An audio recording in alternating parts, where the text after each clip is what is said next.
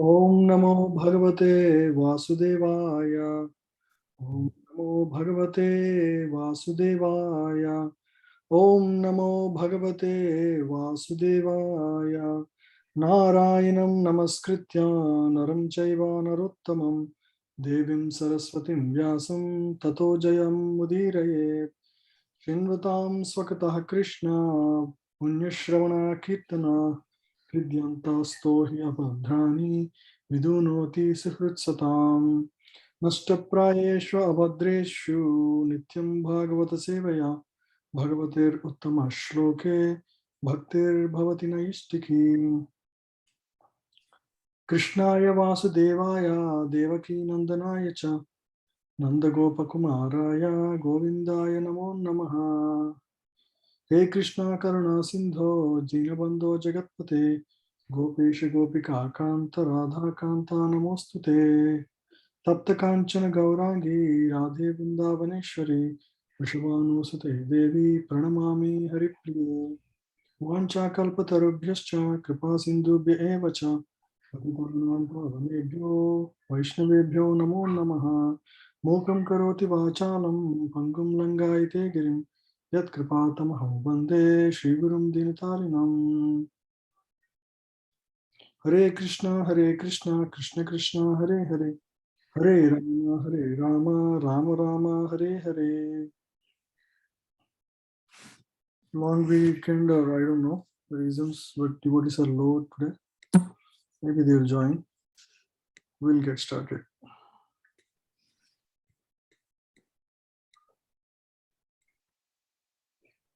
So we are discussing second chapter. Let's jump to second chapter directly. So in the first chapter, there are 6 questions asked by the sages of Naimisharanya. That was the context. And they asked, the sages of Naimisharanya asked the eldest of the sages, who is Sutta Goswami, who is the son of, who is the son of Sutta Goswami? Anybody unmute? You're asking Sutta Goswami Prabhuji or Sukadeva Goswami? Sutta Goswami. Sutta Goswami is son of Romaharshana. Right? Yeah. Sukadeva Goswami was son of? Yeah, yes. Yes. Vyas Maharshi. Yeah. So the 6 questions were, what is the highest good? Right? What is the best thing one can get in life? The best thing. Right? What is the highest good one can achieve in life? Second is the essential principle of all the scriptures. And then third question is the purpose why Lord has appeared. So the second question we discussed in the last 2 sessions, the session before last session, which is devotion service. I mean, we started the second chapter, which is answer to this question. And first question was answered in Savai Ato Bakshi, Savayam Pumsham Parodharma. That verse answers the first question. Purpose of Krishna's appearance is briefly answered in second chapter 34th verse. We'll go to cover that today. So the last verse of the second chapter. Why did Lord appear? And then Purusha Avataras, the incarnations within the material modes are in association with material modes. So that is Purusha Avataras. Again, second chapter discusses this towards the end. And then Leela Avataras, what are the Leela Avataras of Lord? That was the question. That is explained in third chapter. Krishna is the supreme incarnation of all the incarnations. That was the chapter title. And then the final question is, where did religion take shelter of after Krishna's disappearance? Which is basically answered in first chapter itself, 23rd verse, it says, religion took shelter in Srimad Bhagavatam. So we have to all find shelter in Srimad Bhagavatam after Lord's disappearance. So these are the 6 questions. Should always remember this. Can anybody say what is the first one? First question. What is good for all What is- humanity? Highest good, the best thing. Okay, highest. What is the second question? Essence of all Essence scriptures. of scriptures. Most essential principle of all scriptures. What is the third? What is the reason of Krishna's appearance? Why did Lord appear at all? What is the The only purpose is to help us to basically to reclaim all the jivas, especially those who are on the path of devotion service, which means they must be in the mode of goodness at least.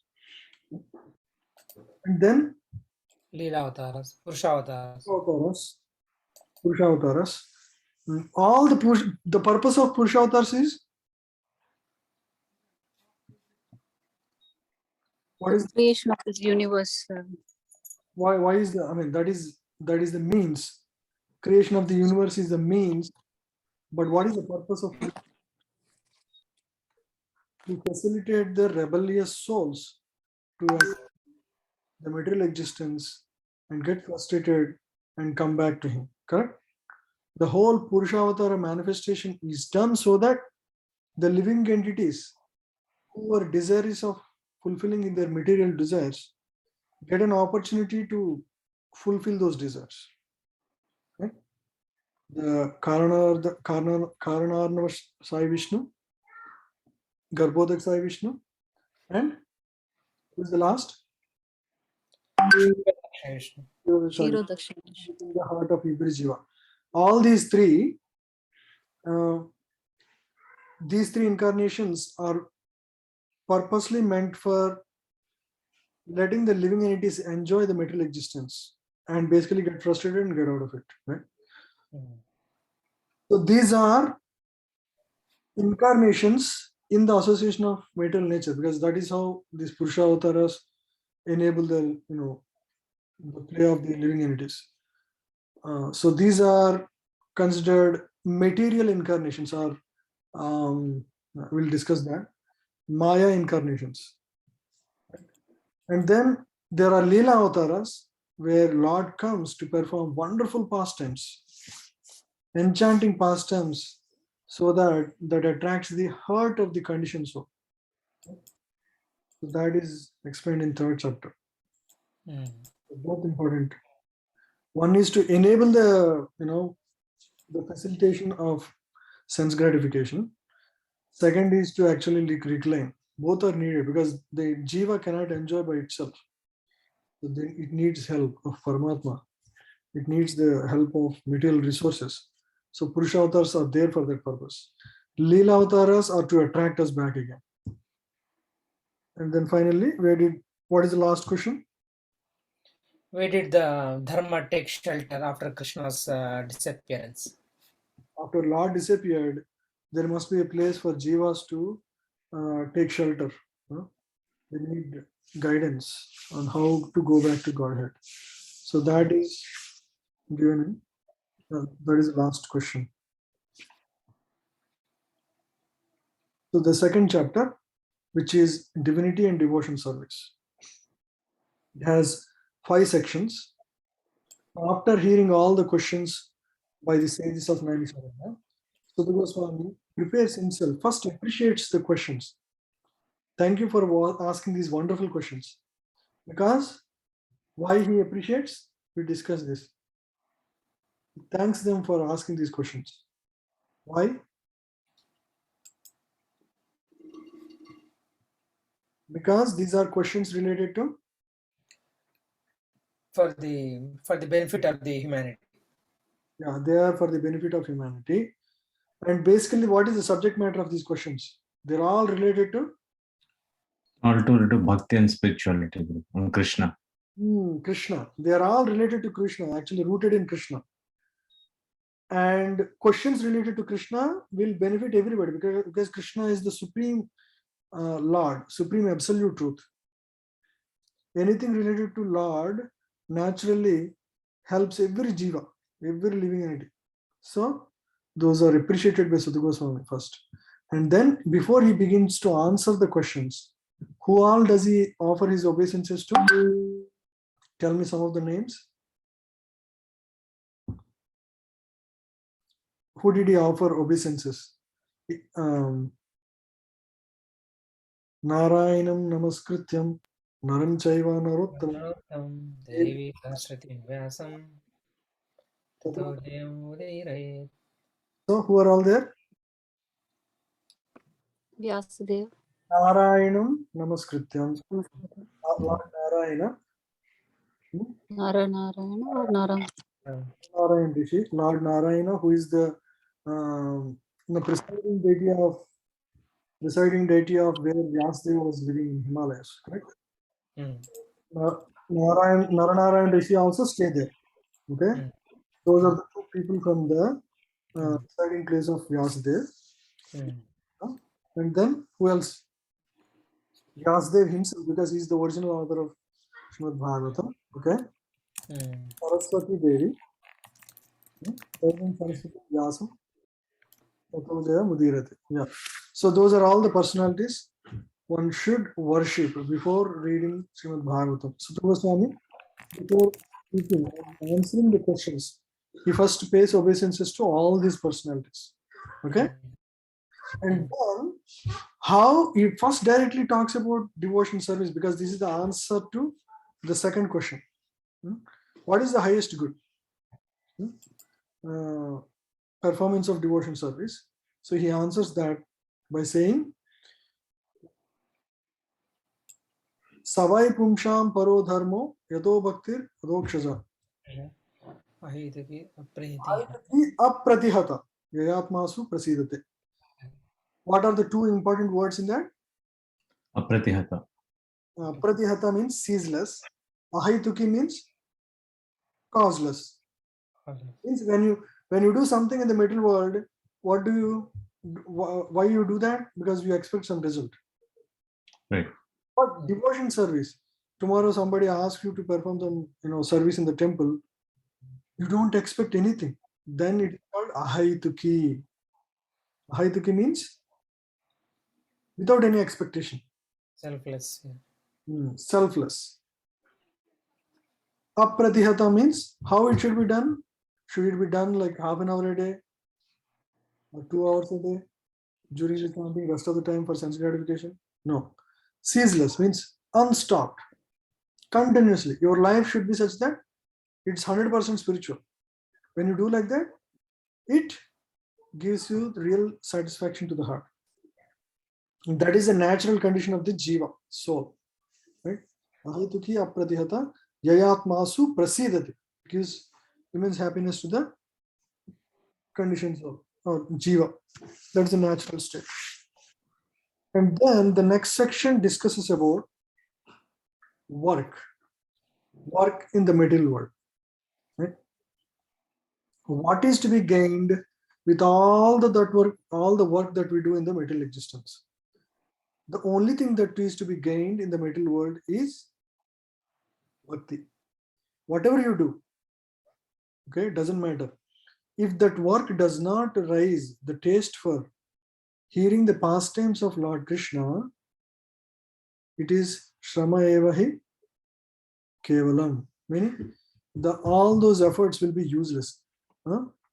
If Vasudeva Kadaruchi is not arising, or you are not able to prioritize hearing and chanting the holy names and hearing the pastimes of Lord Krishna, our life is useless, basically. So only bhakti is to be gained by one's prescribed duty. Right? Even if you perform work perfectly in all respects, but if you haven't performed bhakti, then that work is Samayavagi Kevalam. Means it's just useless labor, hard labor. That was the third section. Right? And then next section talks about, this is what we discussed in the last week. We discussed 8 to 20, I think, around 8 to 18, I think. Only bhakti is to be gained, and then the stages of bhakti. Right? Let's go there.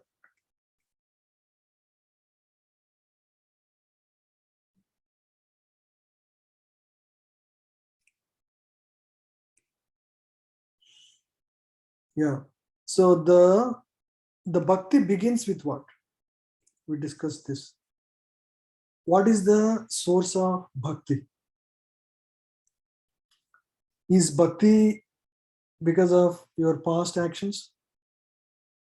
Does bhakti come because of your past actions? Anybody? Can you become a devotee because of your own efforts? No. Because of mercy of pure devotee. Correct. Okay. For example, all of It's a us. self-realization, Prabhu. Hmm? Self-realization. No. I'm asking about the first time you got bhakti. First time you got the touch of bhakti, it is because of the causeless mercy of a devotee. Right? For example, somebody told us about Discover Yourself program. That is how we got some interest, some shraddha, some faith. Maybe this is something that is worth giving my time. And then you come to the temple. Okay, you did some donation, Mahat Seva, means some service, right? Serving, it's as good as serving Prabhupada. Or you cleaned the temple, or you did some service. Satan Kripa is the causeless mercy of a devotee. That is the only way one can get bhakti. There is no other way. You cannot get by your own effort. You will not develop bhakti by your own individual effort.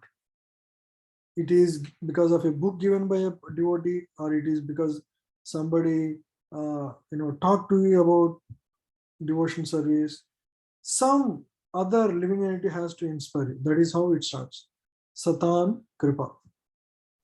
Some initial mercy of it in the form of book, or in the form of prasadam, in the form of a class, or a book, anything, right? So that is needed. Without that, we won't even start our bhakti. After Satan Kripa, what is the next one? You have to do something now. You have to do some devotion service.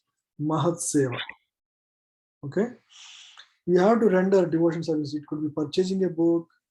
Once you purchase, you start reading, right? So that's how it starts. Or visiting the temple, talking to a devotee.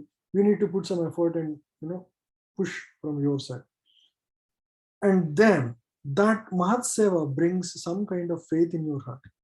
Hey, maybe this thing works. I should give it a try. Right? That's called Shraddha.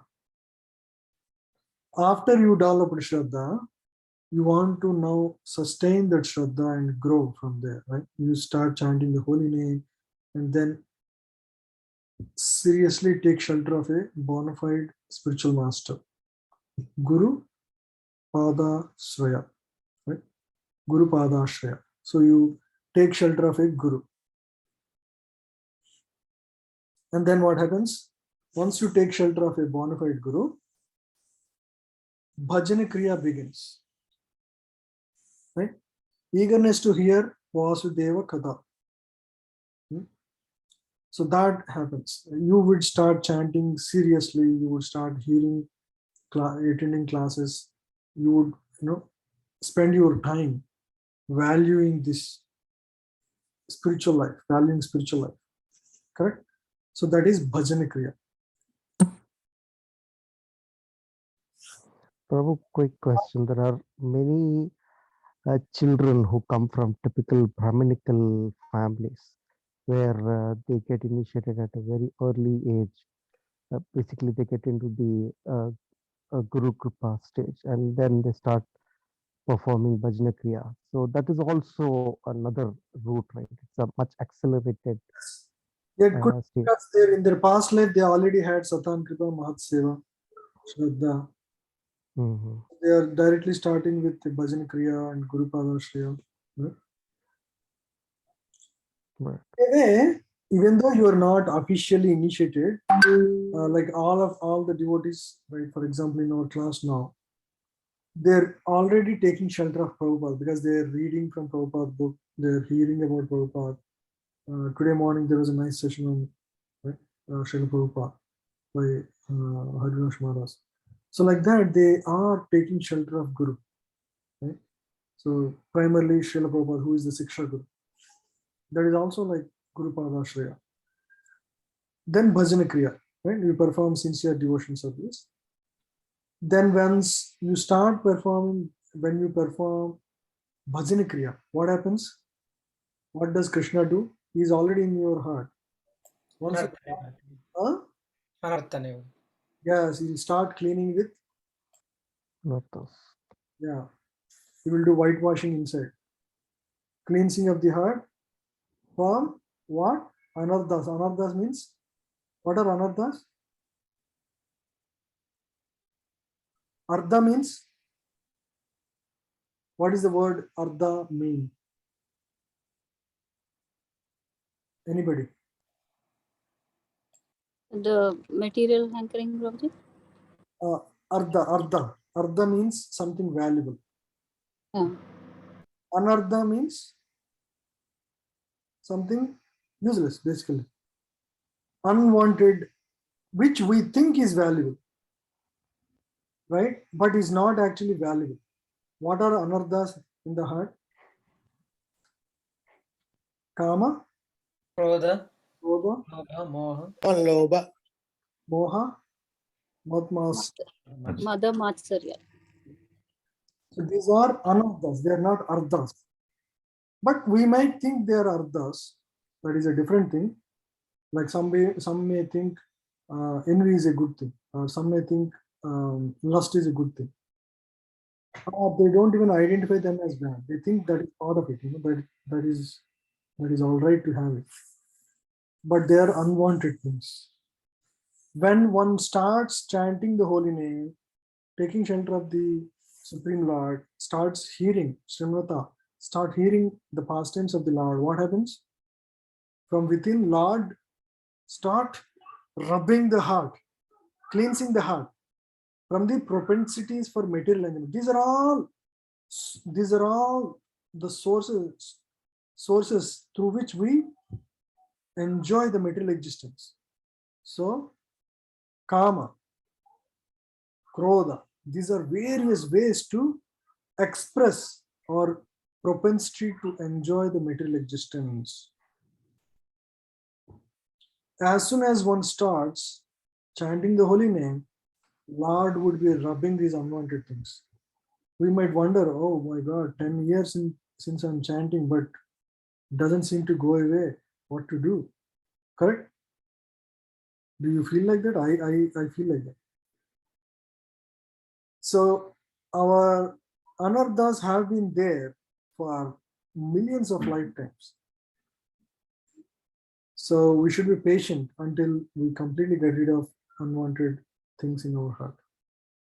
So we have to be patient. We have to be patient and tolerant, and with enthusiasm continue to practice devotion service. As we do that, have faith that Lord is cleansing from within the heart. Every word you chant in the holy name, it is effectively cleaning up your heart. There is no doubt about it.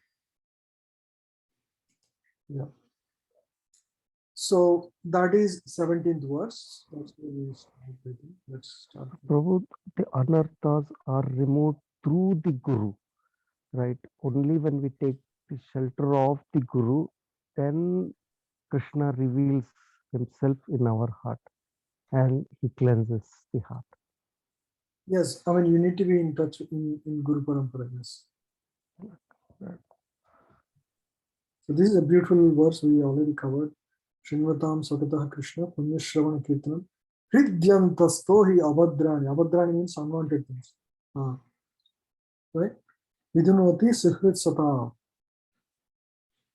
The benefactor of Satam means the devotees. Just by hearing Punya Shravana Kirtanam Hridyantasto hi Abhadrani. Whatever unwanted things are in the heart, they will be cleansed. Vidunoti means cleansing. Sri Krishna, the personality of God, who is the Paramatma in everyone's heart, and the benefactor of the truthful devotee, cleanses the desire for material enjoyment from the heart of the devotee, who has developed the urge to hear his messages, which are in themselves virtuous when properly heard and chanted. Which are in themselves virtuous and when properly heard and chanted. Generally, the process need not be nice. For example, you are getting treatment from a disease. The process need not be nice. For example, you might have to take some injections. You might have to go through, some diet. Generally, the process is painful. Sometimes you have to take some medicine which is not, which is very bitter, right? The process cures, and after you are cured, you are better. But the process itself need not be tasty or enjoyable. But in the case of devotion service, what are they? They are actually virtuous and they are very sweet. In fact, they are very attractive to the heart. So that's the greatness of this process, bhakti. The process is sweet and the path is, clean. Path is the benefit of the process is the highest. And Lord himself directly cleanses the heart, right? Cleanses the desire for material enjoyment from the heart. Who has developed the urge to hear his message. All of you have expressed the desire to hear Srimad Bhagavatam. And this is what the result of that. Lord would, because you have personally taken the interest to hear the Srimad Bhagavatam, Lord is so excited so that he actually takes 2 steps. We take 1 step, Lord takes 2 steps, and he cleanses the desire for material enjoyment from within our heart. Nashtaprayeshu abhadreshu nityam bhagavata sevaya bhagavati uttama shloke bhaktir bhavati naistiki. Yeah. Then what happens? The result is this. Anybody read this? By regular attendance in classes on the Bhagavatam and by rendering of service to the pure devotee, all that is troublesome to the heart is almost completely destroyed. And loving service unto the personality of Godhead, who is praised with transcendental songs, is established as an irrevocable fact. Correct. So by regular attendance in classes on Srimad Bhagavatam, just by hearing Srimad Bhagavatam, and by rendering service to the pure devotee. For example, we have Haridash Maharaj right here for us available, right? We don't need to go anywhere else.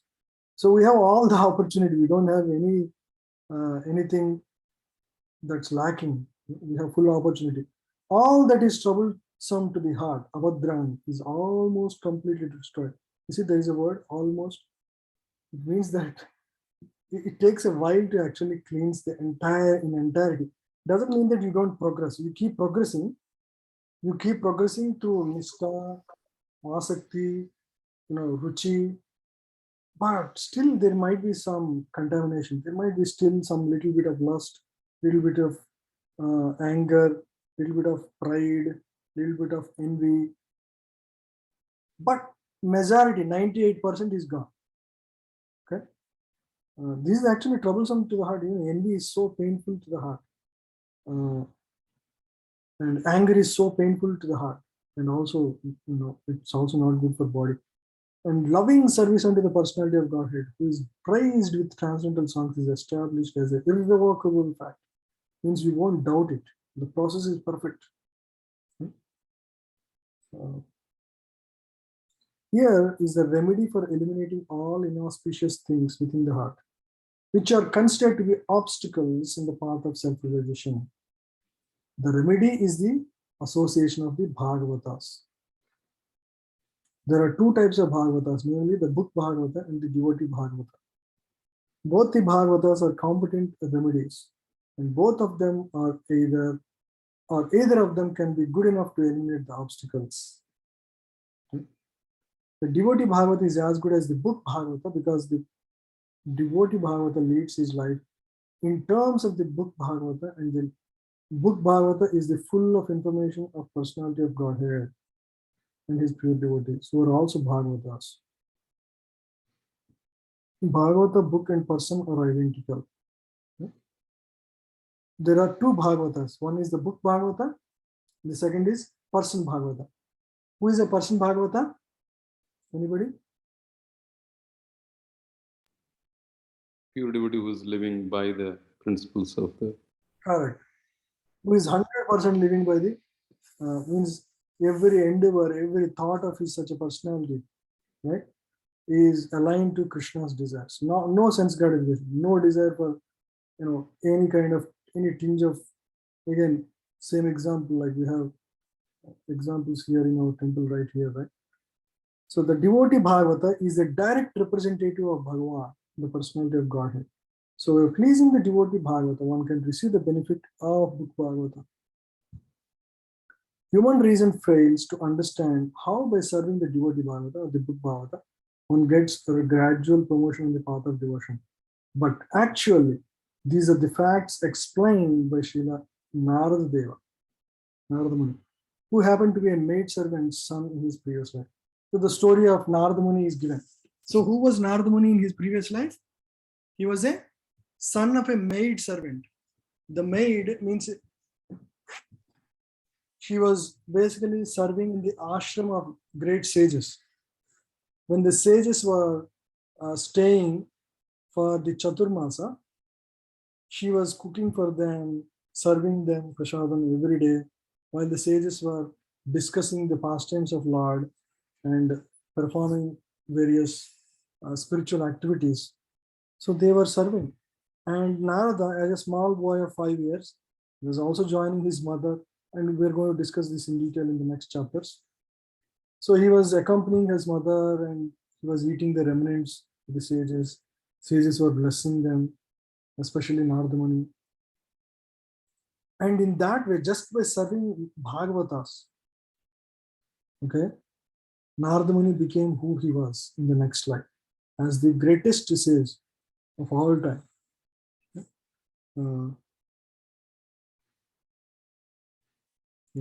The more progress is made in devotional service under the guidance of the Bhagavatas, the more one becomes fixed in the transcendental loving service of the Lord. The messages of the book Bhagavata therefore have to be received from the devotee Bhagavata. The combination of these two Bhagavatas will help the neophyte devotee to make progress on and on. So right now we are taking shelter of Srila Prabhupada's books, right? Reading Srila Prabhupada's books. That is the greatest Bhagavata. He is also one of the greatest Bhagavata. So in this way, we make progress. Tada rajastamo bhava kamalobha dayaschaye cheta etar anaviddham sthitam sattve prasidati. Yeah. Rajastamo bhava. Rajas means mode of passion. Tamo means mode of ignorance. Yeah. So Sthitam Sattve Prasidha Cheta Etair Anaviddhim. As soon as pure devotion service is established in the heart, right, the result of Rajas and Tamas will go away. They cannot exist anymore. Right? This is the stage 19th verse. I think this is at the stage of Nishta to Ruchi Asakti. Nishta to Ashakti. So now, until now, what we heard, so the devotee took shelter of a pure devotee. Now he started performing bhajan kriya, right? And as soon as he started, Lord Krishna started working within the heart of the devotee, correct? He started cleansing. And the devotee started continuing to perform devotion service for book Bhagavata and person Bhagavata. Now his cleansing is intensified, right? Now what happens? All the dirty things will just go away from the heart, right? So when the place is created, right, when the Rajas and Tamas are gone from the heart, then the pure goodness will be situated in the heart. Okay, there is pure goodness also, right? So that is Suddha Sattva. We studied this in Nectar of Devotion, if you remember. So as soon as Rajas and Tamas within the heart go away, the mode of pure goodness will be established in the heart of the Jiva. as soon as irrevocable loving service is established in the heart, means he developed unconditional love. Generally, we chant because Guru said so, some kind of reason, right? But irrevocable living service means it's a natural, unconditional love, right? Just like you love your own child, for example. So it's a natural love. It's not artificially imposed, correct? So like that, when a devotee's heart is cleansed of rajas and tamas, what happens is within the heart of the devotee, pure love for Lord appears. Okay, irrevocable loving service is established. Means you can see in the mood of Haridas Maharaj, he has natural loving service. He wants to naturally extend himself to serve the devotees because he loves Lord as much. He loves his own Guru as much. He loves Lord Neela Madhava like that. So naturally, because there is no mode of passion or selfish desire to enjoy, there's all of that is gone. Such as lust, desire, hankering disappeared from the heart. So naturally, loving service is established in the heart. Then the devotee is established in goodness and he becomes completely happy. They are the happiest people in the world. Right? So a living being in his normal constitutional position is fully satisfied in spiritual bliss. This state of existence is called Brahmabhuta or Atmananda, or the state of satisfaction. This satisfaction is not like the satisfaction of the inactive fool. The inactive fool is in the state of foolish ignorance, whereas the self-satisfied Atmananda is transcendental to the material state of existence. This stage of perfection is attained as soon as one is fixed in irrevocable devotional service. Devotion service is not inactivity, but the unalloyed activity of the soul. Is a pure activity of the soul. So we are discussing the stages of bhakti. This is a stage when devotees' mode of passion and ignorance is gone from the heart. So and Vasudeva Sattva or Suddha Sattva is established in the heart. So he's completely happy and he's happily serving the Lord.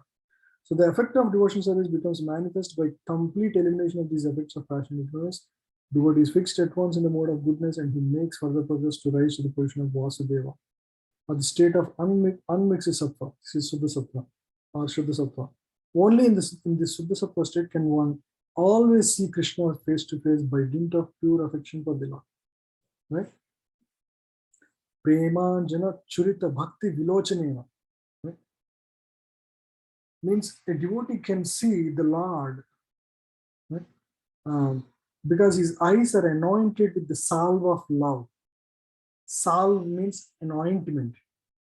When the devotee whose heart is filled with Suddha Sattva, he sees the Lord and immediately feels that affection to the Lord. Right? He was just waiting to see him all day. Right? As soon as that is how Lord Chaitanya, he comes running to Puri temple and he stands near the Dvajastamba. Just like that, he makes a sidelong glance at Jagannath and immediately tears would gush out like water from syringes because he feels so much affection to Lord right away. And he goes into transcendental ecstasy, chants the holy name, and sometimes he falls unconscious completely. Right? So that is the pure love for God. Right? That is what we are all aspiring for. Only in the Suddha Sattva state can one always see Krishna face to face by dint of pure affection for the Lord.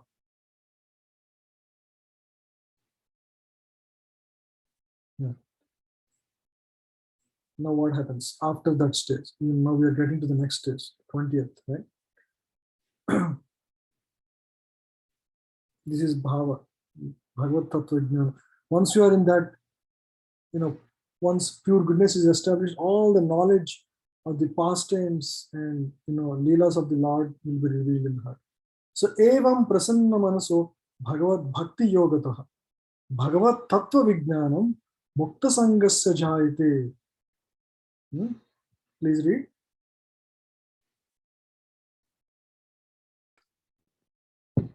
Thus, Established in the mode of unalloyed goodness, the man whose mind has been enlivened by contact with the devotional service to the Lord gains positive scientific knowledge of the personality of Godhead in the stage of liberation from all material association.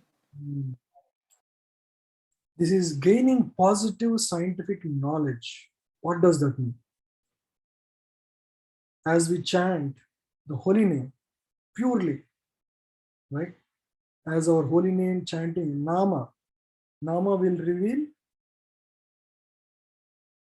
Rupa of the Lord. Nama will reveal the Rupa after Rupa, Guna, the qualities of the Lord, how kind, how loving the Lord is, how, why Lord did all of this for us. So all of those Lord's gunas will be revealed, and then Lord's pastimes will be revealed. Leela. Yeah. Guna, Leela, yes, Leela. So all these will be revealed as we firmly establish in devotion service. This is positive scientific knowledge. Generally, in any other path, the cleansing can happen. Means you may get rid of the anarthas by the path of Ashtanga Yoga. You cleanse your mind, right? Chitta Shuddhi Nirodha, they say, right? So the flow of consciousness stops, and means flow of consciousness towards the objects of the material sense gratification would stop. Means you are able to effectively stop sense gratification. But that is only negating of the negative, but there is no positive experience, right? Like it's like getting rid of the disease, right? You got a disease, severe jaundice or something, and it is there for 15 days. You didn't eat food, so you are very weak. It is not enough for you to get rid of the disease itself. What is desired is you should actively be engaged in positive service like you were doing before getting jaundice. So most of the other paths will bring you to the neutral stage, no negativity, meaning no anarthas, but they bring you to neutral, zero level. But bhakti can give you the positive scientific knowledge, which means you will be revealed about who you are in the spiritual world and what is, what are Lord's pastimes, Lord's existence and Lord's pastimes and spiritual world all become 100% reality in your life. Just like, like a company, Microsoft exists. You are so clear that, 100%, nobody can shake your faith that Microsoft exists today. So similarly, your faith on the existence of Vaikuntha, the Supreme Lord and his incarnations will be so positively established in your heart. So that's what this means. Right? Ihayasha harer dase karmana manasa gira nikilastvavi avastashu jivan muktasya uchyate prapanchikataya buddhi harisambandha vishne mumuchuvis parityago falgu vairagya kachade. So the first two verse means ihayasha harer dase. Once a pure devotee, once a devotee gets liberated from the influence of the modes and firmly established in Hari Bhakti, even though he is in the material world, he is as good as living in the spiritual world because his experiences are all changed now. Karmana Manasagara, by his actions, by his heart, he is fully engaged in the service of the Lord. And he directly experiences Lord. Nikalastvapu avastasu jivan muktasya uchate. Even though he is in the material world, he's just jivan mukta. He is liberated. So that is this stage. So a devotee now has positive scientific knowledge. This is a very advanced stage. Right? Yeah, this is 20, right? Evam prasannamuto. So he is in the bhava stage or rati stage, means you are experiencing the joy of pure devotion service. Right now we are not, so we cannot really say how that is like. But a pure devotee is experiencing that relation rasa with the Supreme Lord. Bhagavat Tattva Jnanam, and he also realizes the Lord fully. So he experienced, one will have vision of the Lord and experience the sweetness of the Lord directly. Harer Madhurya Anubhava means the sweetness of the Lord is experienced by the devotee in this stage. So we all aspire for that, right? It's so inspiring to get there. And we know the tool, we are in the perfect path. We have the best guidance in the form of Srila Prabhupada books, correct? So there is nothing lacking. If we still don't do it, if we don't get there, it means it's a such a parabhava, it's such a defeat of material of human form of life for us, frankly.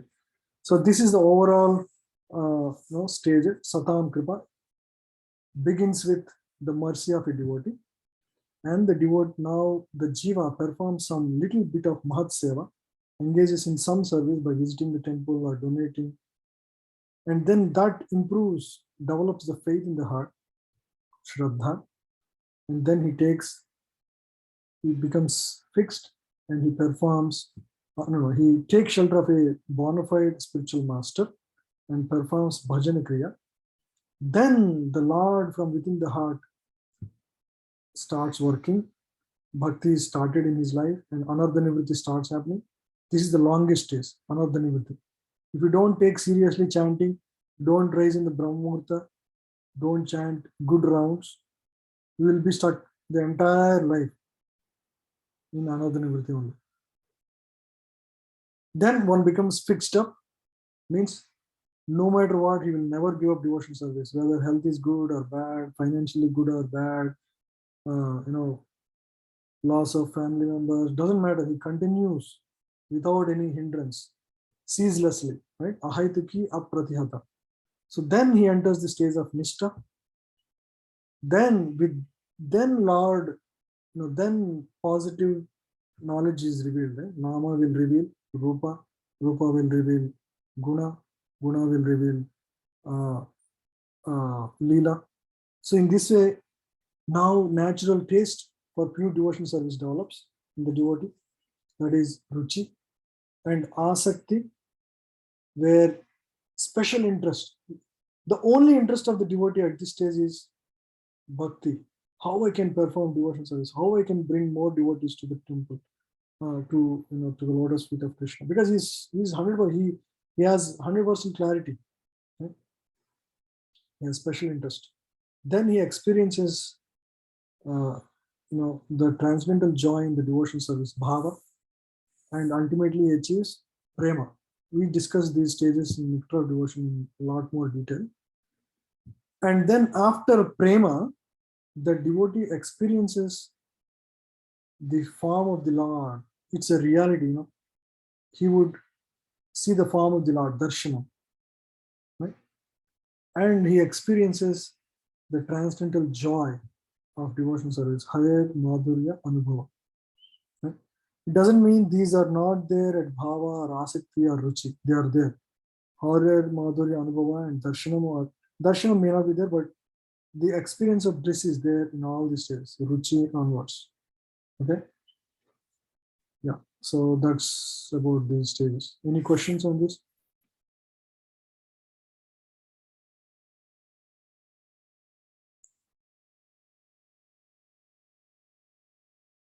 Yeah, let's read 21st.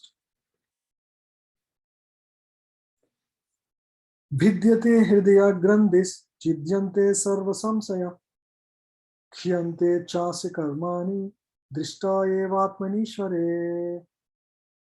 Vidyante means piercing, cut. Hridaya grandhi means the knots in the heart, right? The material existence is like a intertwined network of knots. Okay, it's a very complex. Our desires are also very complicated. You know, it's very difficult to give up certain desires because of certain, long-standing enjoyment propensities, right? But all these things will go away. Chidyante sarva samsaya.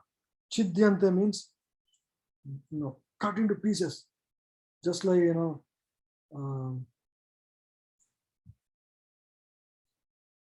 like suppose there was a balloon, big balloon that was, tied with 100 ropes from 10 places. If you cut all these, how does the balloon will rise? Just like that. So performance of pure devotion service pierces the knot of network of material existence in the heart of the jiva, right? And completely terminates. Khyante means terminate. Chasya karma, it terminates all kinds of karmic reactions. The chain of fruitive reactions, it's called chain. Why? Why it's called chain? Karmani, chain of fruitive activities. The material existence continues in the material world because of karmani, chain of fruitive actions. You do something, and to basically cover that, you do some other thing which will again, it's a network. It's an infinite loop that you would be putting, right? Chain of karmic fruitive reactions. Because that's how material world works, right? You are constantly bound by your actions because they're all selfishly directed, correct? All our actions are generally materially motivated and selfishly directed. So because of which the network of illusion only increases. But by taking shelter of Bhagavatam, by taking shelter of Bhakti, and performing it with sincerity, and taking shelter of the Guru, and performing bhajan kriya sincerely every single day, this knot of material existence will be pierced, and the chain of fruitive reactions will be kshiyante, terminated completely. Kshiyante chasya karman, drishta evatmanishware.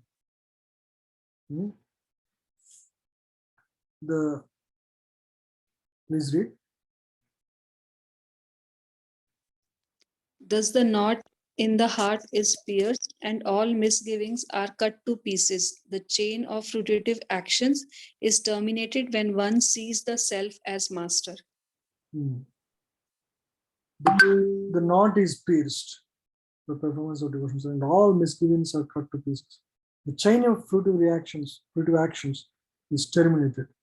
So, when one sees the self as the master, who is the self here? The jiva. Generally, who is the master? The senses are the master. Senses direct, senses pull the mind, mind pulls intelligence, intelligence pulls the soul. Correct? And wherever there is attractive things, the senses will be pulled in that direction, and the soul ultimately goes in that direction.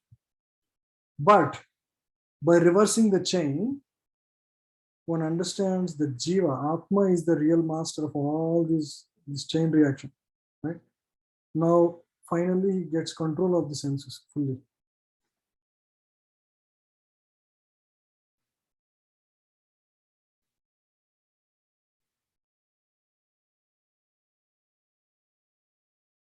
Yeah, Prabhupada nicely writes it. This enlightenment perfectly enables the devotee to distinguish spirit from matter, because the knot of spirit and matter is united by the Lord.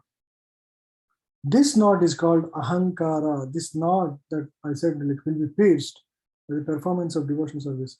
That knot is actually ahankara, and it falsely obliges a living being to become identified with the matter. So that identity with the matter will be gone. As soon as this knot is loosened, therefore, all the clouds of doubt are at once cleared off. One sees his master and fully engages himself in the transcendental loving service of the Lord, making a full termination of the chain of fruitive actions. In the material existence, a living being creates his own chain of fruitive actions and enjoys the good and bad effects of those actions life after life.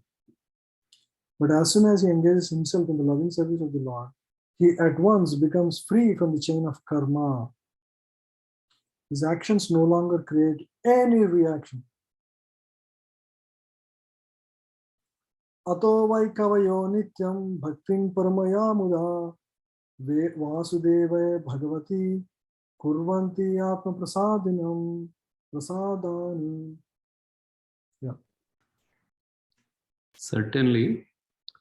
Therefore, since time immemorial, all transcendentalists have been rendering devotional service to Lord Krishna, the personality of Godhead, with great delight, because such devotional service is enlivening to the self.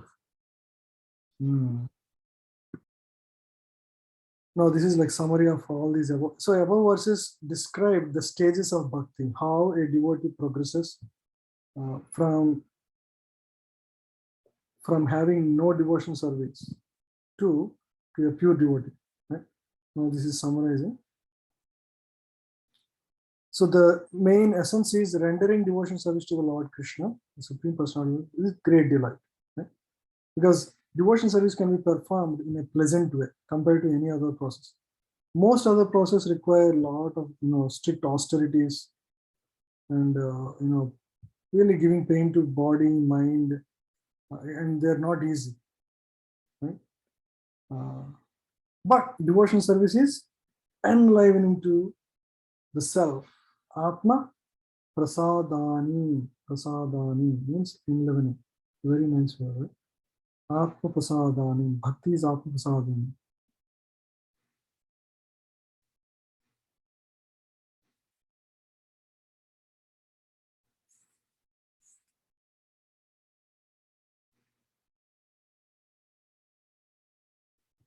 Sattvam rajastama iti prakrite gunaiste yukta parapurusha eke ihasya dhate sthiti adaye harivirchini hareti samya sreyam sitatra kalu sattva tanor nrinam shu. I think I got the meter wrong.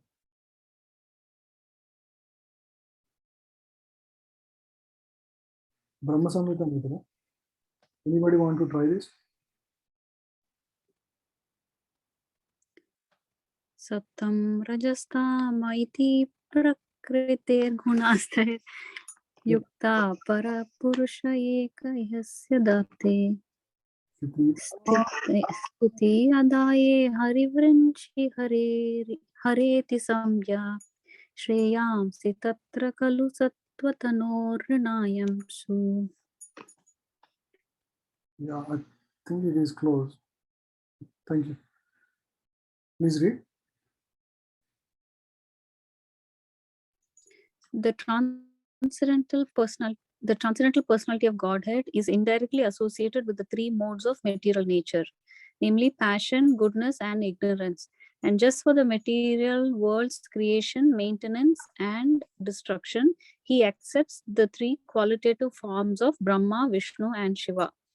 Of these three, all human beings can derive ultimate benefits from Vishnu, the form of the quality of goodness. Correct.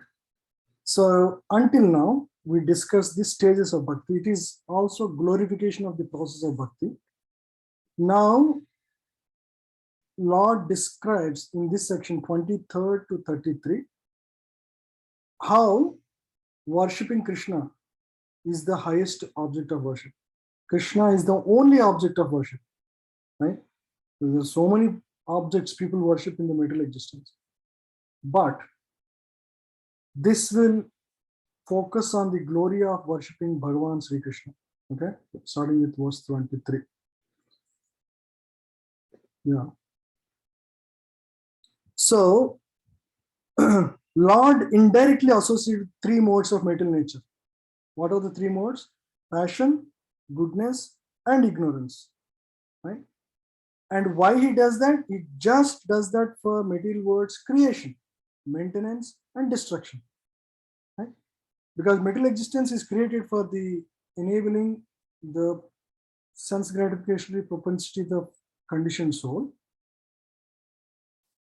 And Lord also associates, the Supreme Lord, the Transcendental Lord, associates with the three modes so that he can basically maintain these planetary systems.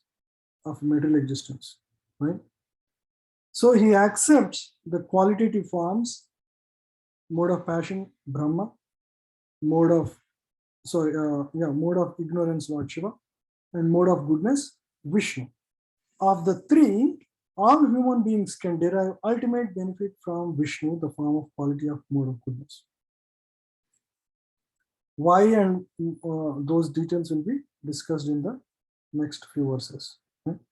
So here Prabhupada describes how the line of incarnations, the expansions happened from Lord Krishna. The immediate expansion is Prabhu Vilasa is Baladev, and then from Baladev comes Shankarshan, Narayana.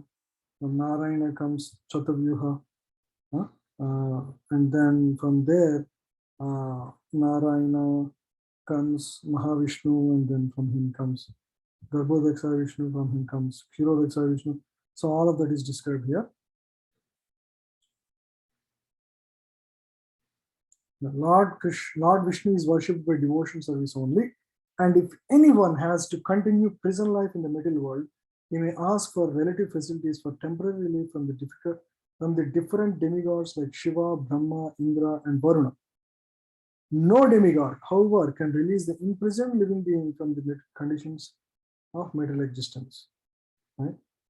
This can be done only by Vishnu. Why these other demigods cannot relieve the jiva from the material existence? Anybody?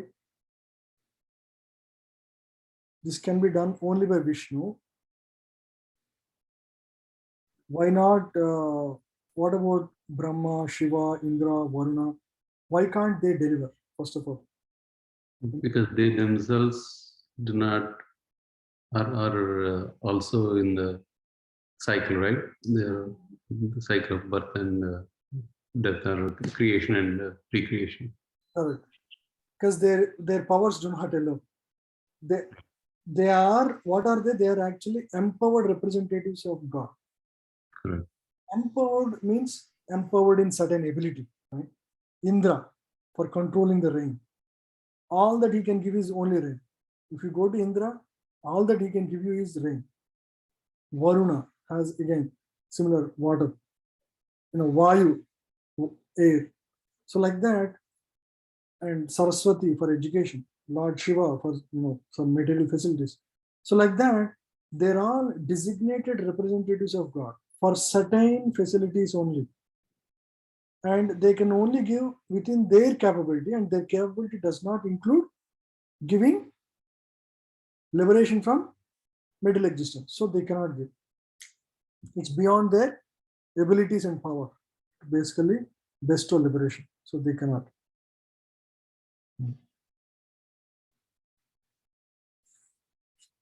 Parthivadharuno dhumas tasmad agni taimaya tasmastu rajas tasmad sattvam yad brahma darshanam. Yeah, please read. Firewood is a transformation of earth, but smoke is better than raw wood, and fire is still better. For by fire we can derive the benefits of superior knowledge through Vedic sacrifices. Similarly, passion, that is Rajas, is better than ignorance, Tamas. But goodness, Sattva, is best, because by goodness one can come to the realization, to realize the absolute truth. So there are firewood is a transformation of earth, but firewood is compared to the mode of ignorance, tamas. And from firewood, if you start the fire, the first thing that comes is smoke. Smoke is compared to rajas. Okay, similarly passion is better than ignorance, which means smoke is better than wood. Okay, but fire is better than smoke. Correct? Fire is still better, which means fire is better than smoke. So similarly, mode of goodness is better than mode of passion. Right? If you are in mode of ignorance, there is very little hope for such a person to actually realize God. But if you have some mode of passion, you at least worship demigods for fulfillment of desires, or actively engaged in this world, right? So in that way, it's easier to come to mode of goodness. But when you are in the mode of goodness, it's much easier to come to mode of absolute goodness, or to come to worship the absolute truth, right? It is because goodness is best, because by goodness one can come to realize the absolute truth very easily. Just a comparison, so that we can understand how these modes cover the jiva differently. If one is in mode of ignorance, first recommendation is to come to the stage of mode of passion. If he's in the passion, come to the stage of goodness. If he's in the goodness, then perform devotional service, so that you can transcend the goodness.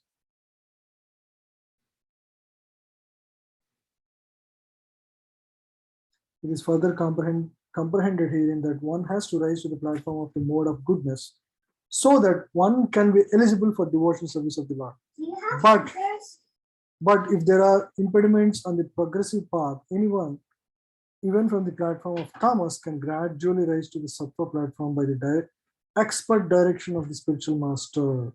Right? For example, Valmiki was a hunter, but he was raised to the platform of pure devotion service, right, by the expert spiritual master Narada Muni. Sincere candidates must therefore approach an expert spiritual master for such a progressive march, and bona fide expert spiritual master is competent to direct a disciple from any stage of life, tamas, rajas, and sattva.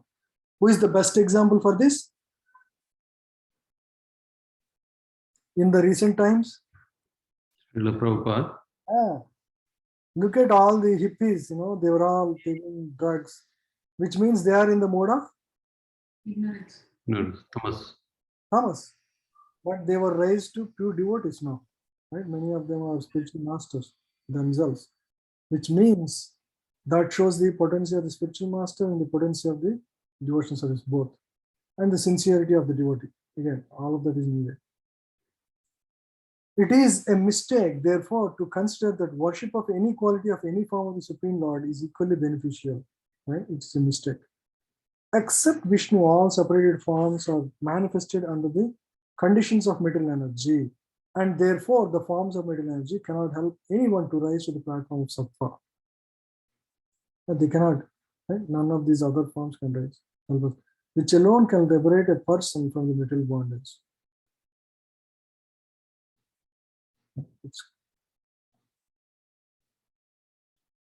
Bhijire muna yothagre bhagavantam adokshajam sattvam vishuddham kshemayo kalpante ye anutam iha. Sattvam vishuddham kshemaye, right? Existence about the three modes to derive the ultimate benefit. Yeah, please read. Previously, all great sages rendered service unto the personality of Godhead due to his existence above the three modes of material nature. They worshipped him they worshipped him to become free from the material conditions and thus derive the ultimate benefit. Whoever follows such great authorities is also eligible for liberation from the material world. So we always talk about great sages of the past. Who are the greatest of the greatest sages of the past? That is also mentioned in Srimad Bhagavatam itself. So they are all mentioned in 6th canto by Yamaraj when he's talking to Yamadutas. So he says, Swayambhur Narada Sambhu Kumara Kapilo Manu Prahlado Janako Bhishmo Balir Vaya Sakir Vayam. So who are these?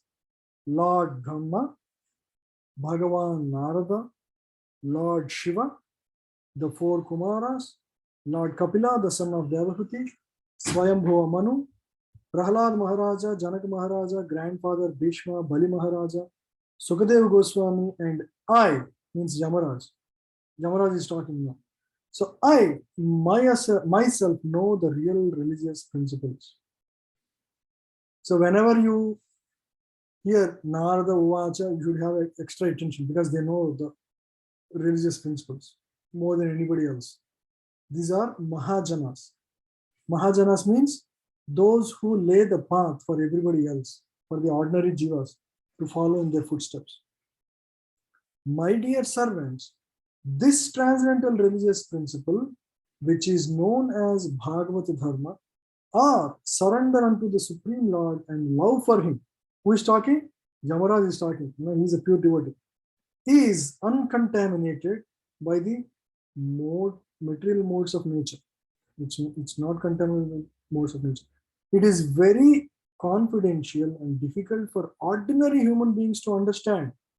But if by chance one fortunately understands it, he is immediately liberated. And thus he returns home back to Godhead. Who can give? Amrita. Amritam Ashnute. He will immediately be liberated.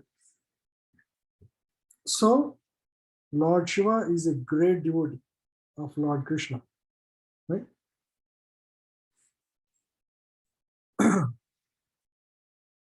Four Kumaras, Kumar Sampradaya is there, right? Lord Kapila is a Lord, but he is also a great devotee. Swayambhuva Manu, the first Manu of the current day of Brahma. Prahlad Maharaj, son of Hiranyakashipu. Janak Maharaj, father of Mother Sita. Grandfather Bhishma of the Kuru dynasty. Bali Maharaj of Yavana dynasty, the son of, the grandson, son of Prahlad Maharaj, right? Sukadeva Goswami, who is none other than the son of Vyasadeva. So these people and I, you won't find Vyasadeva in this list, surprisingly, but Sukadeva Goswami is there, and Yamaraj. They know the religious principle. Yama, we see him, carrying a gada and, riding on a bull as if he is a very bad man. He looks like that, as if he is a punisher. But Lord kept only Yamaraj, not any other jiva, because he knows he's a very compassionate jiva. He gives the right amount of punishment for the jiva. He doesn't enjoy the bliss of punishing the jivas. Okay, if he Lord keeps anybody like that, it's going to be disaster. Correct. So a pure devotee is kept for such important roles. Yamaraj is a great devotee of the Lord. He talks about this, in great detail in this chapter. Actually, how only by chanting the holy name you would be liberated. That's the greatest benediction. He would speak in, in such great terms about the holy name in this particular chapter. You can read this while teaching his servants. Okay, so these are the people. These are the people we should follow. And now this particular verse is talking about the previously all the great sages, means all the Mahajanas, rendered service unto the personality of Godhead due to his existence above the three modes of material nature. So they worshipped only the Vishnu form of the Lord. They worshipped him to become free from material condition. They didn't worship any other demigods. And thus derive ultimate benefit. Whoever follows such great authorities is also eligible for liberation from the material world.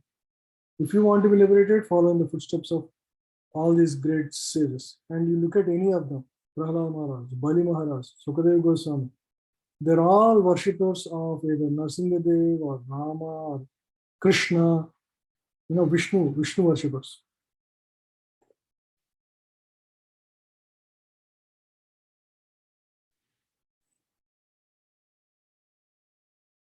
Yeah. So Prabhupada says the same. The ultimate aim of religious performances, dharma, is to release oneself from material bondage and regain the life of freedom in the transcendental world, where the personality of Godhead is the supreme person. Laws of religion, therefore, are directly enacted by the personality of Godhead, and except for the Mahajanas or the authorized agents of the Lord, no one knows the purpose of religion. There are 12 particular agents of the Lord, who know the purpose of religion, and all of them render transcendental service unto him. Persons who desire their own good may follow these Mahajanas and thus attain the supreme benefit. Right? So if you want the ultimate benefit, we should worship. We should follow in the footsteps of these Mahajanas. So we have so many great examples who have achieved perfection. That also gives us a lot more confidence on the path we follow. Correct? Mumukshava ghora rupan hitva bhuta patin atha narayana kala santa bhajanti hi anasuyava. Mumukshava, persons desiring liberation. Right?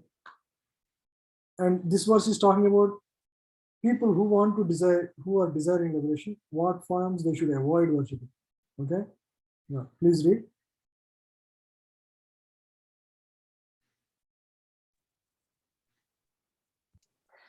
Those who are serious about liberation are certainly non-envious, and they respect all.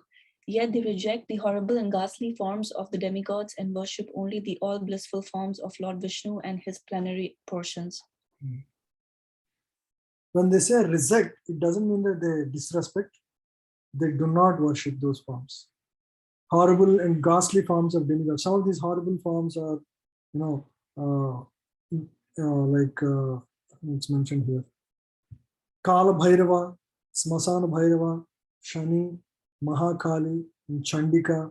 These are all, various forms of Durga, Mother Durga, very fierce forms. Those fierce forms exist for a purpose. When the jiva rebelliously takes over material nature and tries to destroy the material nature, the nature reacts in these forms. So Ugra Kali, right? So these are all the forms such. So a pure devotee never worships these forms. These demigods are worshipped mostly by those who are in the lowest categories of the mode of darkness or ignorance. Other demigods so these are worshipped by people in the mode of ignorance. Other demigods like Lord Brahma, Shiva, Surya, and Ganesha, and many other similar deities are worshipped by men in the mode of passion, because they have certain desires to fulfill. They want to worship them and fulfill them, urged on by the desire for material enjoyment. But those who are actually situated in the mode of goodness, Sattva Guna, of material nature, worship only Vishnu Tattvas. Vishnu Tattvas are represented by various names and forms such as Narayana, Damodara, Vamana, Govinda, and Adokshada. The qualified Brahmanas worship the Vishnu Tattvas represented by the Saligrama Sila, and some of the higher castes like the Kshatriya and Vaishyas also generally worship the Vishnu Tattvas. Yes, Mataji, you have a question? Hare Krishna, Prabhuji. I had a quick question on this. So it mentions that depending on your mode of consciousness, you worship the appropriate demigod, right? So until we have graduated to Sattva Guna, is the recommendation to worship, the appropriate demigods for the mode that we are in? Like, for example, if I'm in ignorance, I know I'm in ignorance, assuming I know that, I would worship, those demigods. Good question. Very good question. Thank you. Even though so by the way, in Kali Yuga, everybody has all the three modes. Time to time they change, that's all. And the percentages vary. Sometimes we are more in the mode of ignorance, sometimes more in the mode of passion, sometimes more in the mode of goodness, right? Now, if a person is in the mode of ignorance, still he is recommended to worship Lord Vishnu. If he cannot worship Lord Vishnu for whatever reasons, then it is okay to worship the specific demigod. But in all circumstances, one should try to, because akama sarva kamo va moksha kama udaradi tivrena bhakti yogena jajeta purusham param, which means akama means you have no desires, or sarva kamova means you have full of desires, your heart is full of material desires, or moksha kama means you are after liberation, right? Akama sarva kamova moksha kama udharadi Tivrena bhakti yogena. Perform pure devotion service. Either you have full desire, your heart is full of desires, or you have no desires, or you are after liberation. Still, worship the Supreme Lord, because He knows what is best for you, and He can give you the right thing at the right time. Or He gives you only after you qualify to receive it, right? Just like a father, He also gives you chocolate. If you want to, you're asking like, if I have, the desire to do some cigarette, can I go to my uncle who also takes cigarette? Or should I ask my father? You would never ask your father, but you can at least tell your father, Father, I have this desire, what should I do? Then maybe father will give you an alternative, that will let you forget about this cigarette, or gives you, for example, you want to drink tea, and in your family, your father doesn't want you to drink because it has intoxicants. Then your father may give a different tea which also tastes like tea but doesn't have intoxicants. Right? That way, your taste is satisfied, but you're not crossing the line, right? So like that, even though you have a material desires, still it is recommended to go to Father only for all your for all your needs or desires, right? So in all cases, the best solution for everything is Tivrena Bhakti Yogena, Vijeta Purusham Param, to that Supreme Lord. Perform unconditional loving devotion service. That will take care of all your desires. Makes sense. Thank you, Prabhuji. No, I like the analogy that you gave. Yes, good. Highly qualified Brahmanas situated in the mode of goodness have no grudges against the mode of worship of the others. They have all respect for all other divinities. So all these Ugra Bhairava, Kala Bhairava, Smasana Bhairava, these are all like not bad people. If you are passing by a Ganesha temple, you should definitely pay obeisances because they're all devotees actually. Otherwise, why would Lord keep them in such responsible post? Correct? So there is a reason why they were made in, put into that particular post. And for them, it is service to Lord. Okay. Just because Shani doesn't mean he's a bad person or something like that. So they are actually representatives of God. They are fulfilling their duties as a service to God. So we should have very high respect for them. Just that we don't worship them. We instead worship the Supreme Lord. In fact, Lord is more happy when you worship the Supreme Lord versus them. Why? It's simple example again. Suppose to your home, elections are coming in India, right? All the political leaders visit the homes of people for getting votes. For example, to your home, your local MLA came, and also your chief minister also came along with him to your home. And you can get most of the benefits locally from your local MLA. Just because of that, as soon as the MLA and chief minister come, you won't start, giving a garland only to your local MLA, giving all the treatment only to your local MLA and ignore the chief minister. It doesn't make sense. Why? Because the local MLA will feel embarrassed. Hey man, what are you doing? He is the chief minister and he should be first taken care as per the protocol. Right? So similarly, when you worship the Supreme Lord, the demigods are satisfied. Okay? Unless when they, get into some kind of a ego battle. Like for example, Indra refused the worship of Lord Krishna, right? Or refused the worship of Giri Govardhan. But immediately he was taught a lesson about that, right? So that Lord will take care. If the demigod himself crosses the line and punishes the jiva because he's not being worshipped, that Lord will take care. But in general, the demigod will be more happy when the Supreme Lord is worshipped than themselves. Okay? So one may wonder when they come to Krishna consciousness, they will wonder, hey, we're worshipping that Baba, we're worshipping this demigod, Murugan, Ganesha. What will they feel if we stop worshipping him? Will they not feel bad that we stop? Or will they start doing something wrong in our life because we stopped now their worship? Right? All these days things are good. Now, because I stopped this worship, things may go wrong. No. Just by worshipping the Supreme Lord, every jiva will be satisfied thoroughly. So there is no loss in the worship of the Supreme Lord. But let's quickly finish these last few verses. I want to close this chapter. Maybe like 5 to 10 more minutes if you all have time. Rajastama prakritya prakritaya samashila bhajanti vai pitribhuta pajeshadin shriya ishwarya pajepshava. Yeah, please read.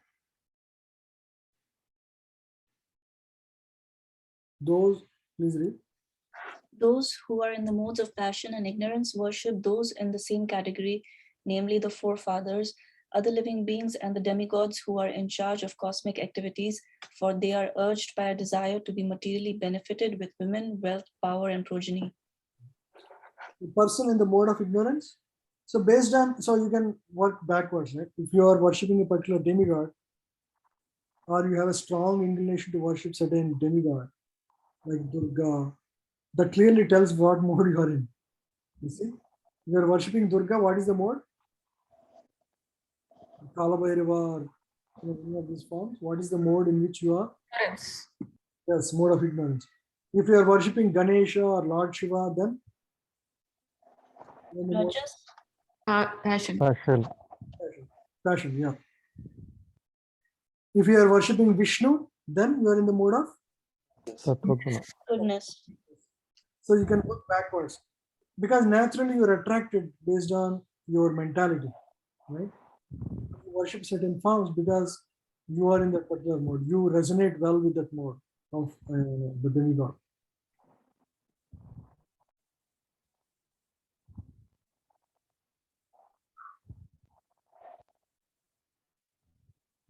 Yeah. Now this is a beautiful Vasudeva verse. Vasudeva paraveda, Vasudeva paramaka, Vasudeva parayoga, Vasudeva parakriya, Vasudeva param jnanam, Vasudeva param tapa, Vasudeva paro dharmo, Vasudeva paragatihi. Beautiful verse, right? Para means the ultimate goal. Vasudeva is the ultimate goal of what does all Lord Krishna is the ultimate goal of all the scriptures. Vasudeva paramakaha. Paramakaha means Lord Vasudeva is the ultimate goal of all the sacrifices. Right? Vasudeva para yoga means perform karma yoga, jnana yoga, dhyana yoga, all the yogas of the yoga, all the yogas, the ultimate goal is Vasudeva, right? 647. Right? What is 647 in Dhyana Yoga chapter? Anybody remembers? Yoginam api sarvesam matkatena antaratmana sriddhavan bhajate yoman tame tasamo. Yeah, of all the yogis, is the one who abides in me, Krishna says. So, of all the yogis, sorry, Vasudeva is the ultimate goal of yoga. Vasudeva parakriya. Of all the fruitive activities you perform, what is the ultimate goal? Vasudeva param jnanam means all the knowledge that you acquire. What is the goal of that knowledge? Krishna. Yeah. All the austerities, tapa. Again, is you perform some austerity and you don't know why you did. It's not a good standing, basically. So if all the austerities must be performed for the satisfaction of Vasudeva, because he's the ultimate goal of the tapas. Vasudeva paro dharmo. Right? What is the ultimate instruction of Bhagavad Gita? Sarvadharman parityajya. Mamekam sharanam vraja aham tvam sarva papebhyo mokshayishyami. Vasuchaha. Vasudeva Paro Dharma. The Para Dharma is again the ultimate goal of dharma that we perform is Vasudeva. And so, summarizing all of this, Vasudeva Paragati. He is the Samam Bonam, the goal of life is Vasudeva. You see? You can put this, you can print this and put in your vault. Anybody asks a question, you can answer like this. Vasudeva Paraveda, Vasudeva Parakriya, Vasudeva Paramjnana, Vasudeva Paramtava, Vasudeva Parodharma, Vasudeva Parambhakti. There can be no clear affirmation than this, correct? Yes. Read the translation. See, this is the beauty of Bhagavatam. You know, it's nectar every minute to minute. In the revealed scriptures, the ultimate object of knowledge is Sri Krishna, the personality of Godhead. The purpose of performing sacrifice is to please him. Yoga is for realizing him. All fruitive activities are ultimately rewarded by him only. He is supreme knowledge, and all savior austerities are performed to know him. Religion, dharma, is rendering loving service unto him. He is the supreme goal of life. Very clear. So this section entirely, as I said, the previous section is describing the glory of bhakti, the stages of bhakti. So these verses are describing the glory of Bhagavan, from verse 23 to 33. Easy to remember, 23 to 33, 10 verses. It's a beautiful purport. Tapasya means voluntary acceptance of bodily pains to achieve some higher end of life. Ravana and Hiranyakasipu underwent a severe type of bodily torture to achieve the end of sense gratification. Right? Sometimes modern politicians also undergo severe types of austerities to achieve some political end. This is not actually tapasya. One should accept voluntary bodily inconvenience for the sake of knowing Vasudeva. The tapasya is only meant for knowing Vasudeva. Otherwise, all forms of austerities are a mode of passion and ignorance. If your goal is, if your Paramgatam is not Vasudeva, anything you do, then you are acting in the mode of passion and ignorance. And it won't end the grace of life. There are innumerable powerful demigods who look over the external management of the middle world. They're all different assisting hands of Lord Vasudeva. Even Lord Shiva and Lord Brahma are included in the list of demigods, but Lord Vishnu or Vasudeva is always transcendentally situated. Even though he accepts the quality of goodness of the material world, he is still transcendental to all the modes. You see? So generally when he comes in touch with material mode of goodness, we think he might be contaminated like the other demigods. No. Brahma and Vishnu, Shiva, they are touched by it, but even though he is in charge of mode of goodness, he is transcendental to it. The following example will clear that matter more explicitly. In the prison house, there are prisoners and managers of the prison house. Managers are who here? Suppose in the prison house there are prisoners. There are managers and prisoners. Who are the managers of the prisoners? Like the demigods, correct? And who are the demigods? Brahma is a demigod. Lord Shiva is a demigod. So they are in a different category compared to the king of the prison or the king of the state. Right? Both the managers and prisoners are bound by the laws of king. But even though the king sometimes comes in the prison, this is Lord Vishnu coming as the in charge of mode of goodness. But because he is transcendental, he remains transcendental. He is not bound by the laws of prison house. You see the difference? Mode of ignorance influences Lord Brahma. Mode of passion influences Lord Shiva. Mode of goodness is not going to influence Lord Vishnu because he is like the king.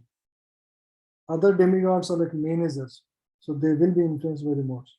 But the king is therefore always transcendental to the laws of prison house, as the Lord is always transcendental to the laws of middle world. Is that clear? This is a very important point. Because people think, hey, you are in the mode of goodness, so you worship Lord Vishnu. He is also, he's not the absolute truth. He is contaminated with mode of goodness. People say that. So this is the argument for that. He is like the king. So when he comes, he's not bound by the laws of the prism. Managers are, because managers are only like in charges, appointed. Sayevedam sa sasarajagre Bhagavan Atmamayaya Sada Sadrupaya Chasau Gunamaya Guno Vibhu. Please read. In the beginning of the material creation, that absolute personality of Godhead Vasudeva, in his transcendental position, created the energies of cause and effect by his own internal energy. So Lord created both cause as well as effect. That's how the chain continues, correct? So the creation, there is a cause, effect, the effect of the cause of this is the effect. So like that, it's a causal chain, it's called. Right? But because he is the root, he is the Sarvakaranam, he is beyond that. Taya vilasite sveshu guneshu gunavan iva antah pravishta abhati vijnanena vijrimbhita. Yeah, please read. After creating the material substance, the Lord Vasudeva expands himself and enters into it. And although he is within the material modes of nature and appears to be one of the created beings, he is always fully enlightened in his transcendental position. This is basically the sages ask about the guna avataras. This is the answer to it. How basically Lord expands, into the material modes, and then he enters that. Right? He's like the king, so he's not affected, but he expands himself and enters into it. And although he's within the material modes of nature, and appears to be one of the created beings, just like the king. When he joins the prisoners, he thinks it appears like he's part of it, but he's not. He's always fully enlightened in the transcendental position. He's above and beyond, right? So that's what is this saying. So last two verses. Yatahi avahito vanhir darusva eka swayonishu naneva bhati visvatma bhuteshu cha tathapuman. Please read quickly. The Lord as super soul pervades all things just as fire permeates wood, and so he appears to be of many varieties, though he is the absolute one without a second. So he pervades every jiva, every living entity, every thing in the material existence. Andantarasya paramanu chayantarastham, right? Govinda Madhupurusham tamham bhajaami. He is inside every atom and in between the atoms as well. And he permeates himself into everything. Right? So as super soul. So he appears to be of many varieties, but he's actually absolutely one without a second. It just talks about Paramatma feature here. How Lord enters everything. Yeah, the last verse. Asau gunamayair bhavair bhuta sukshmendriyatmabhi swanirmiteshu nirvishto bhunkte bhuteshu tatgunan. The super soul enters into the bodies of the created beings who are influenced by the modes of material nature and causes them to enjoy the effects of these modes by the subtle mind. So super soul enters every body. Even in our heart there is a super soul. And what does it do? It helps the jiva to enjoy through the senses and mind, right? So we already acquired certain modes based on our past karma, and pushed by those modes, we act in various ways to enjoy the material existence. And to enjoy the material existence, we need the help of super soul, because we only can desire the material facilities, and the whole movement in the material existence is directed only under the super soul, because we cannot direct our hand to raise. We only desire, and Paramatma helps to raise the material energy. So that is how the mechanism of how the material existence operates, right? I hope that makes sense. One more verse. Bhavayati esha satvena lokan vai toka bhavana leelavatarani rato deva tiryan naradishu naradishu. Yeah, please read. Thus, the Lord of the universes maintains all planets inhabited by demigods, men, and lower animals. Assuming the roles of incarnations, he performs pastimes to reclaim those in the mode of pure goodness. So Lord maintains all planets inhabited by various living entities. Right? He is the one who is maintaining all the jivas. He also comes in various Leela avatars and performs beautiful and wonderful pastimes. And the only purpose of it is to reclaim those in the mode of pure goodness. So ultimately, Lord's purpose is to take us back to Godhead. So Lord Vishnu incarnates himself in each and every one of them and in each and every type of living society. He manifests his transcendental pastime amongst them just to create the desire to go back to Godhead. The Lord does not change his original transcendental position, but he appears to be differently manifested according to the particular time and circumstance and society. Sometimes he incarnates himself or empowers a suitable living entity to act on him for him. But in either case, the purpose is the same. The Lord wants the suffering living entities to go back home, back to Godhead. This is the purpose. The eternal happiness which the living being wants is obtainable in the kingdom of God only. But the forgetful living being, under the influence of the material modes, have no information of the kingdom of God. The Lord, therefore, comes to propagate the message of kingdom of God, either personally or as an incarnation, or through his bona fide representative as the good Son of God. Such incarnations or sons of God are not making propaganda for going back to Godhead, only within the human society. Their work is also going on in all types of society, among the demigods and those other than human beings. So this is how it operates. Continuously, Lord is continuously appearing in various forms to reclaim the jivas. So this is the glory of Bhagavan. Glory of Bhakti and glory of Bhagavan are discussed in this chapter. Right? Towards the end, it discussed about how Lord appears in various Purusha avatars and how he maintains all the jivas. That's all described. Okay. Any questions? Hare Krishna Prabhuji, I had a quick question. This is related to the verse that we just covered, where it said that Lord comes to the earth in his incarnations to reclaim those, who are in pure goodness. I was wondering, like, wouldn't these people already, based on their prarabdha and aprarabdha, already like go back to Godhead after their current life ends? Like, is the purpose of his coming to expedite that process that they would normally go through? Are you asking if the purpose of the process is to expedite the process? Yeah, like I was wondering, like, is the purpose of him coming as incarnations, because it said, that verse said that his main purpose is to reclaim those who are in pure goodness. And if you're in pure goodness, then you're anyway eligible to go to Godhead at the end of your life. So what is the, like, is it just to fasten that process or expedite it more? Yes, in that sense, yes.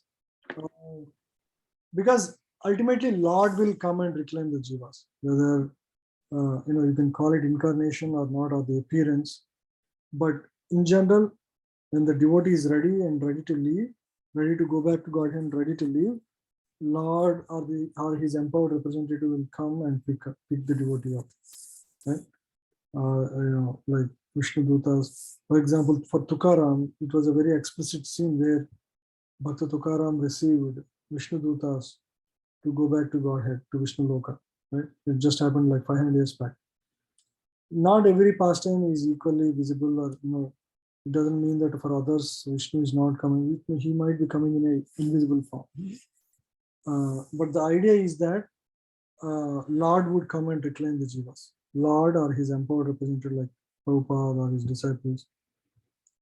So they are always there to basically reclaim the jiva to back to Godhead. Thank you, Prabhuji. Yeah. Any other questions? Also, Prabhuji, isn't it also to give the taste to those pure devotees? The taste of the pure devotional service when the Lord is personally present. Yes, it's also true. He performs wonderful pastimes with these devotees, and these enchanting pastimes will help develop taste for the other conditioned souls by hearing Chaitanya Charitamrita or Bhagavatam. Others who are not yet taken to devotional service seriously, they will also take. It serves like multiple purposes. That is how all the activities of Lord are. They serve so many purposes. Right? But mainly he says, Pavitranaya sadhuna vinashaya diskrutam dharma samsthapanardaya sambhavani yugaya. The first line says, the first word says Pavitranaya sadhuna, to protect my devotees. He comes. And then he says annihilate the miscreants. He doesn't do directly, he can do with his other Vasudeva potencies and other like devotees like Pandavas.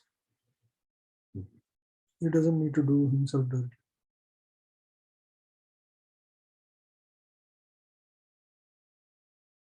Is that clear? How? Yes.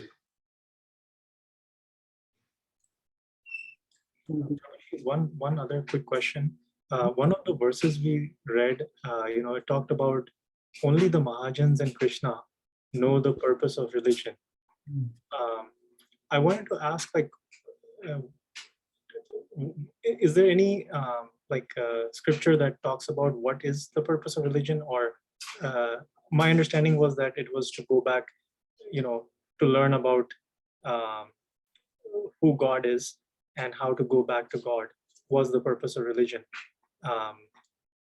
Is there like any description of that? Yes. Or what? Yeah.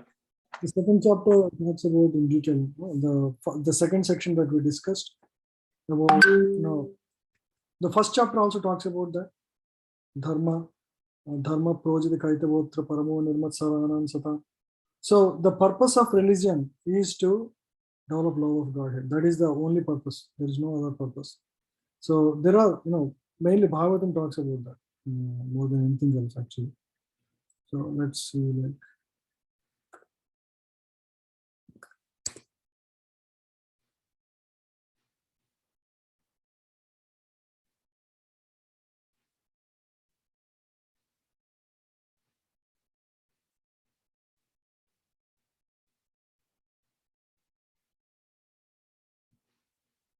So this one talks about the real religion, second verse. Dharma projita kaitavotra paramo nirmatsaranam satam vedyam vastavam atra vastu sivatam tapatrayam varam. Srimad Bhagavate Mahamanikrite Kimva Pare Ishvarai Sabjo Hriya Avaritete Tra Kritivihi Sushusabil Takshanat. So religious activities that are materially motivated are completely rejected. This Bhagavata Purana propounds the highest truth which is understandable by the devotees who are fully pure in heart. The highest truth is reality distinguished from illusion for the welfare of all. Such truth approves the threefold miseries. This beautiful Bhagavatam compiled by the great sage Vyasadeva is sufficient in itself for God realization. What is the need of any other scripture? As soon as one attentively and submissively hears the message of Bhagavatam by this culture of knowledge, the Supreme Lord is established within the heart. So, what does this say? This primarily says all that you need to know is in Bhagavatam. There is no need for any other scripture. Right? As soon as you attentively and submissively hear Bhagavatam, Supreme Lord is established in your heart. So, because this all is all derived from Bhagavatam, you can actually reject everything else, completely rejecting all religious principles which are materially motivated. This Bhagavata Purana propounds the highest truth. Because in Bhagavata, there is no other religious activities which are materially motivated. Everything, every chapter, every verse is in relation to achieving the highest perfection, which is love of God. There is no, hey, do this puja, you get this benefit kind of a discussion in this book at all. Yeah? So this is real dharma. Real dharma is to serve the Lord. Yeah? Thank you, Prabhuji. And there is one more verse like that.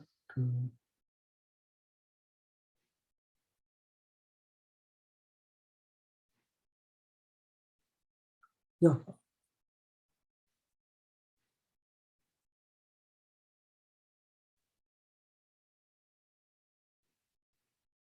So the sages are praising, hey, you already gone through all the books. Why don't you give the ultimate instruction of all the books? You see? So whatever Sutta Goswami speaks, that is the highest of all knowledge. Because he has gone through all the books already. He's a learned Vedantist.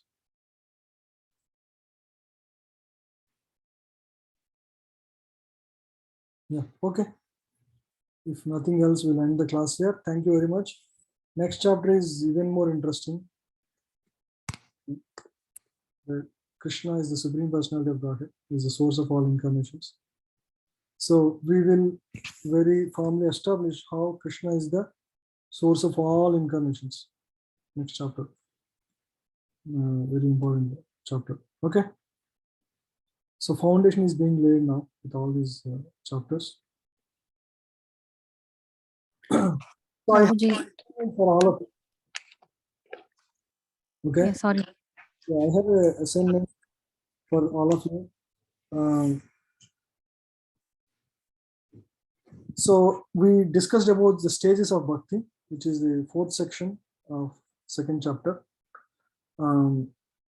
So describe your understanding of the 14 stages and what you can do. Practically what you can do to get there, like each stage. What is your plan of action to get there? Okay, that will make us think about the stages, right? So the verses, I'll tell you the verses, exactly which verses.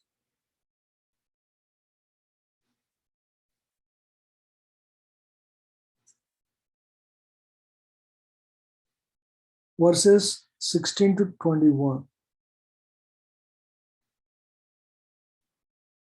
Okay, your understanding of the stages of bhakti and how you entered Krishna consciousness. The first stage, Satam, Satam Kripa, the first stage, right? How did mercy acted in your life?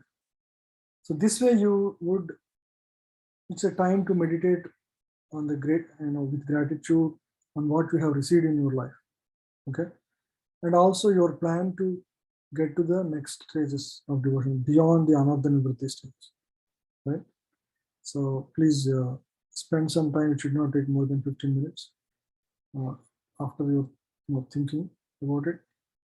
So yeah, that's all. Okay.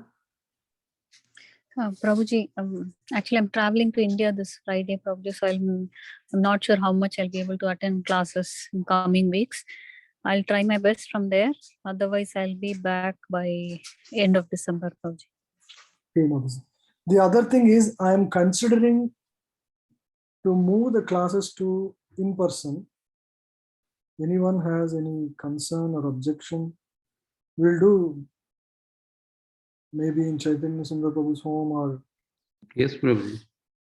So that is the plan. So if anyone has any concern, I just want to know. Prabhu, will Zoom be an option? Yeah, Zoom will be there for you definitely because you are out of station. Thank you. Sharana Prabhu. You'll have to fly every week, Prabhu. You have to travel from Dallas to Seattle every week, okay? Sure, Prabhu. You ordered and I will. Ticket also he will order. Yeah, Mataji. Sure, Mataji.